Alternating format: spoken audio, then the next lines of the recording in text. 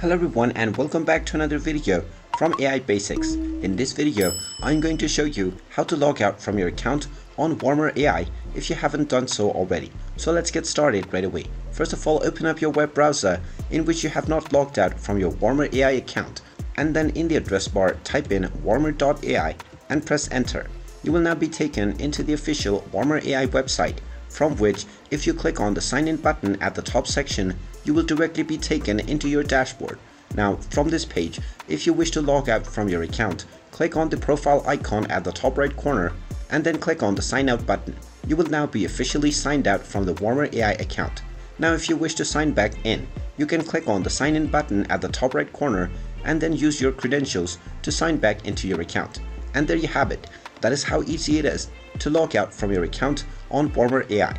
If you find this video helpful, make sure you hit that like button and subscribe to our channel if you haven't done so already. Also ring that notification bell to never miss another update from us. Thank you for watching and I will see you again in the next video.